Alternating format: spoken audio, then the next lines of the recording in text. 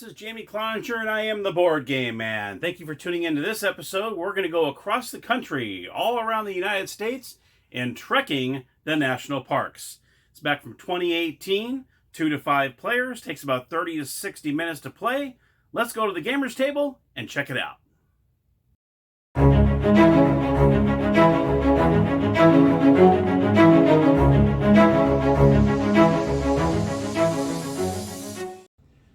Okay, we are at the gamers table, and you can see here this is the board for the Trekking the National Parks 2nd edition. You have 2 to 5 players. You actually have these Trekker meeples, which I think are really cool, and you have 5 different colors. So we'll go ahead and I'll do a quick little 2-player with you, and I'll do red and blue. So they go on the start. This is where you begin the game. I'll show you the components.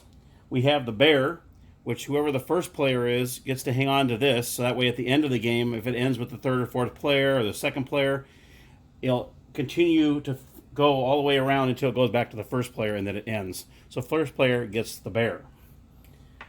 Each player will also get some little tents, or TPs, whatever you want to call them. And each player will get 3 of these. I'll show them to you here. Here they are, the little TPs. Each player receives 3 of these. So blue will get 3, red will get 3. You also have the national park cards. And as you can see here, which is really cool, is they will show you what, I'll go over this in a moment. It shows you how many, these are the victory points you get when you obtain a national park, and these are the cards you'll need in order to obtain it. You can see they have all sorts of different ones in here. But what I like about this is not a drawing or a sketch. These are actual photos of the national parks. So I think that's really cool how they did that. That is really, really nice how they did this. Okay, so these, and then you have the player cards. And you can see that all these have numbers and suits on them. Now there's 6 different suits. You got trees, you got bear claws, you got campfires, mountains, boots, and I believe there's one more, canoes, in the game. Now these cards act as 2 different things to do in the game. The numbers are how you move along. So if you have a 3, you're going to move 3 spaces. But then on the other hand, the other way you can use the cards is by the suit. And that's what I just showed you on the National Park cards, where you see there's bear claws and boots. And so you need 2 of the claws and 2 of the boots in order to obtain this card. So they do have a double meaning on these cards. The numbers and the suits have nothing to do with each other whatsoever. Just the numbers are just the movement on the board, because you don't have any dice, you don't have any spinners with this game. This is how you move around on the board, and then you use the suits to obtain the cards.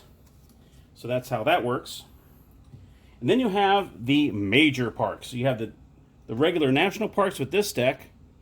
Then you have 6 major parks, and you have 6 of these. So what you'll do is you'll shuffle. You got the Hawaii Volcanoes, Yellowstone, Arcadia, Denali, Everglades, and Grand Canyon. These are the major parks. So what you'll do is you'll shuffle these up, and you'll go ahead and place 3 of them down below here. I'm going to put these over here. But what we'll do is we'll back up the camera a little bit here. That way you can see down below. There we go. Okay, it's so huge. Okay, so we got 3. We'll put the 2 players over here. The 3 major parks will be Hawaii Volcanoes, Yellowstone, and Grand Canyon. The remaining 3 go back into the box. They don't get to play for the rest of the game. These 3 are always here all game long. They never get taken. I'll show you how that works. And at the same time, you will draw 3 of these national park cards. You'll have Carlsbad Caverns. I've actually been there. Channel Islands, I've been to one of them. And Death Valley, I have yet to be there, but I do live in California, but Death Valley's a little ways out there, so eventually I'll get to that one. So anyhow, those are the 3 that we start off with. Now each player starts off with 2 cards. So let's go. Man, it's almost taking my whole thing here. My whole. So what each player starts off with 2 cards. So we'll do 2 cards here, 2 cards here, and then it's kind of similar to Ticket to Ride, where you have a stack and you have 5 cards to choose from. I just don't have room on this table. My goodness, I'll just put these down here. I'll take these off to the side here. And there's 5 cards that you. Can we see this on the board? Yeah, we can. Start off with 5 of these. These are the first and second player. And then you have a draw pile. I'll put that here. First player's here, second player's here. Now before you start the game, you have these stones. Comes in a nice leather bag. Really, really cool. So what you're going to do is you're going to take these stones, and they're plastic, but they're actually really cool, very colorful, very, very nice looking, as you can see. And you're going to put one on every single, you're going to mix them up, and you're going to put them on every single one of these national parks. So let me go ahead and do that, and I will get right back to you. Okay, so now I have placed every single stone on a national park. Now you'll see that they'll have a little marking here with the name of the national park underneath. So what you do is you shuffle them all up, you put them on each one of the spaces, and I will go over that in just a moment. So first of all, what you're going to do, let's back this back up here so we can see all the entire table here. Jeez, standing room only here, folks. Is you have, every player will get one of these cards. This kind of helps you along to let you know what you can do per turn. Now, as he says here, it says you may play 2 different actions or the same action twice. So you can either choose to draw a Trek card, which are these, to add it to your stack, or you can move. What you do is you play a card to move. So in this case, say that you own this card, you want to say, I want to move 3 spaces. You put it in the discard pile, you move 3. You can claim a park card, which we'll go over in a second, and then occupy a major park, which I'll go over. These are the 4 steps you can do. You can do either 2 of these, or you can do 1 twice. So what we'll do is I'll show you the first thing we got here. We got player 1 has a canoe and a bear claw. So he can either use one of these cards to move 1, or he can use both cards to move 2 if you want. You can use multiple cards when you want to move. So say you have a 4 and a 2, you can use the 4 and the 2 to move 6 spaces if you want. Each one of these spaces, each one of these national parks is a movement.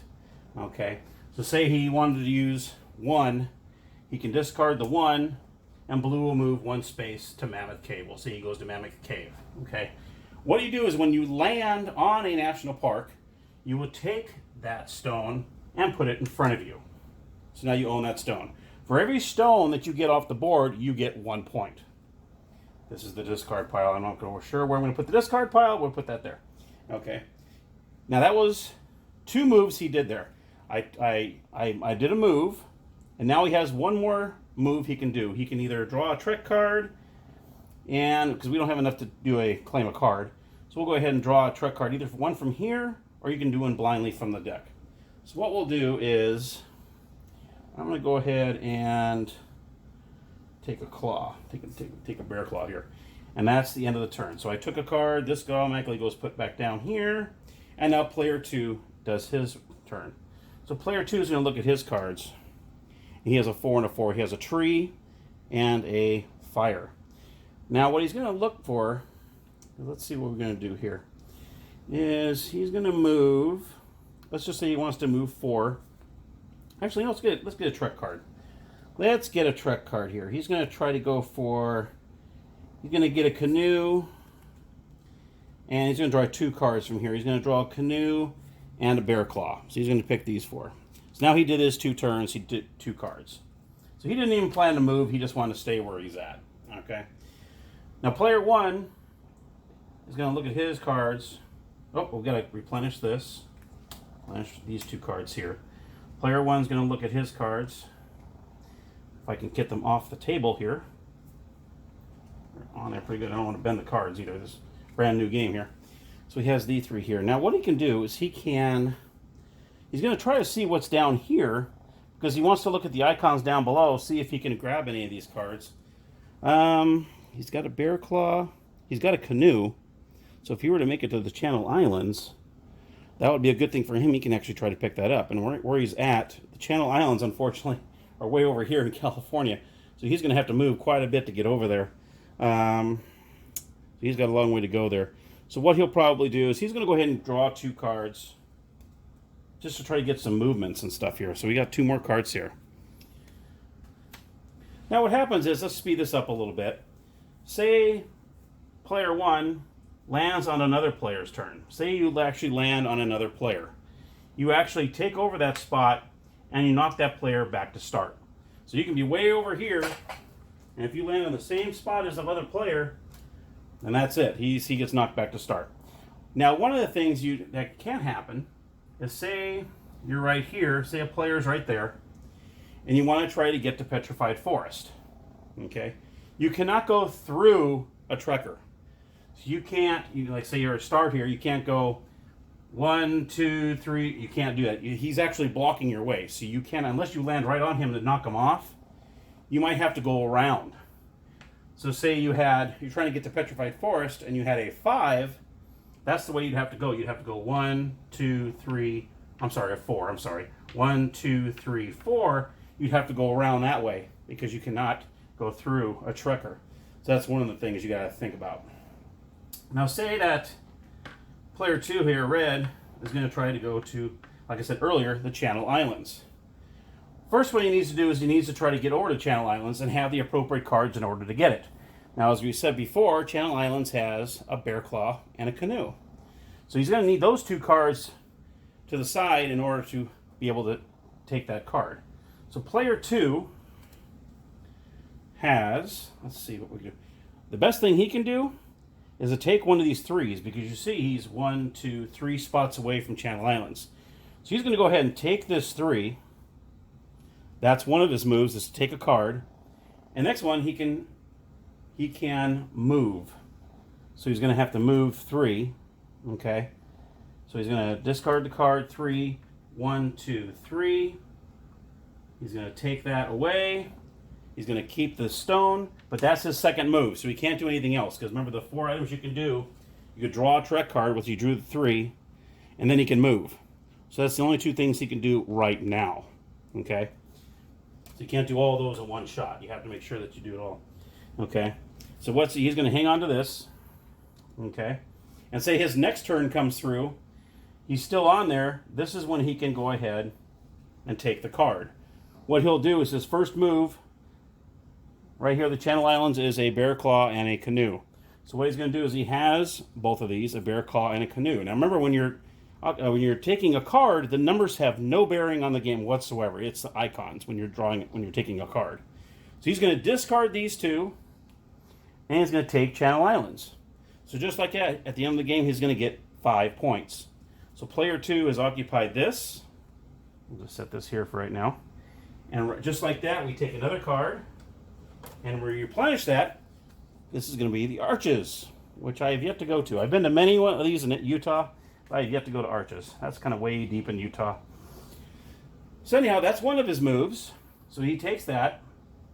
He's going to look and see what else is around. He's like, hey, Arches is pretty close by here. Arches is in Utah. Arches is up here. And you got Death Valley, which is actually 2 spaces away from him. So what he'll do is he's going to go ahead and draw a card as well. So he's going to draw this 2, and that's going to be the end of his turn, because he can't move or anything yet, because he just occupied, he took one of the cards first. That was his first move, and then the second move was movement. So that's the end of his turn. Now let's talk about the major parks. When you land on a major park, okay, say you land on say he's at Yellowstone. And what's cool too is that if you're not sure what state it's in, you'll see in the upper right hand corner it actually tells you what state it's in. So just in case you're not too sure where it's at, that's pretty cool how they do it. And also on the cards, it tells you like a little small description about it right here. So that's pretty cool. All right, so say you want to go to Yellowstone. So say he went up here to Yellowstone. He's got the appropriate cards. So say he has, like in this instance, Yellowstone, you need 2 bear claws. Now the major parks, you don't take them. You only occupy them. And what happens there is when you occupy the Yellowstone, that's when these little tents come in handy. So when it's your turn and you spend the 2 bear claws that you have, what you're going to do is you're going to put your little tent on Yellowstone. Now you're not the only one that can be in there. All the players have access to all 3 of these major parks. So all 3 players can put their tents on there if they pay the amount that's on the cards. Okay. So if you have 2 bear claws, you land on Yellowstone, you got it, boom, you've occupied it. You'll get the 5 points at the end of the game. But with the major parks, they all have a special power that's involved. And you see this card that I showed you earlier on the back side, it actually shows you what every one of these powers does. Some of these are a one-time deal. Some of them are all game long. So say for Yellowstone, when it says park, it says this one, it's this one here. Let's see which one is this one. So when and it'll actually say what national park it is. So for Yellowstone, when you claim a park, draw one card off the top of the deck. So that's pretty cool. When you claim a park, that's one time. So that's actually every single time. So that's actually very nice. So that's very cool. So every time you claim a park, you can actually draw one card from the top of the deck. So that's one less action you need to worry about moving. If that's one. So you can actually kind of do three in a way. If you grab a national park, you're already moving. Oh, you're actually taking a card already, so you don't have to worry about drawing a tech card first. Now, after you draw a tech card, you have two other options you can do. So that's a power that's really nice. So once you occupy this, you draw a card. You're going to draw a card, put it with your deck, and that will not count. That will not count towards one of your movements, or one of your actions. Okay. So pretty much game kind of keeps going. Now there's two different ways the game ends. Either a player gets 5 cards, or all the stones are taken. So as soon as that last stone is taken off the board, if it's a second or third player, then the fourth player will play theirs, and then that's it.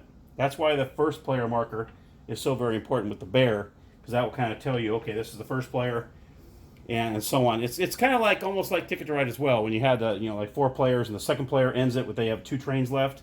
But the third and fourth players still get to kind of play one more last turn. It's the same deal with this game. That's why you really need to know who the first player is. So like I said, it's the first player that manages to get 5 cards, or all the stones are taken off the board. Now there's one other little bonus with the stones. As you'll see here, because there is an object to those stones as well. First of all, like I said earlier, every stone you pick up is a point. There are bonuses for these. So say, for instance, the most black stones at the end of the game will get 5 points. Second most will get 3 points. Now, obviously, if it's a 2-player game, all you play with is the most, okay? And so on. And you can see the most blue stones is 3, because there's very little blue stones on the board. As you can see here, there's only 4. 1, 2, 3, 4. So there's only 4 on there, so you're going to get less bonus points because there's a lot less on there. And second most gets 1. Then you have the most red stones is 6. Second most is 4. The green is 4 and 2. The yellow, I think there's quite a few yellows on there, so 7 and 5. Okay? So there are some bonuses at the end of the game that when you use the stones as well. So you're not just blindly getting the stones. There is a bonus on those. And there's one other thing I want to mention with these stones, the bonuses. Say you have a 4-player game and 2 players have the most stones. Say player 1 and player 2 have 3, and then the other ones have 1. If there is a tie between 2 players, nobody gets the bonus. Okay? So if there's 2 players that have the most and they're tied, then no one gets it. So I want to make sure that gets put in there as well. And the player with the most points at the end of the game wins it. And there you have it, Trekking the National Parks, 2nd edition. I hope you enjoyed this episode. If you did, please feel free to click on that like button down below, along with subscribing and hitting the notification bell. Thank you so very much, and happy gaming!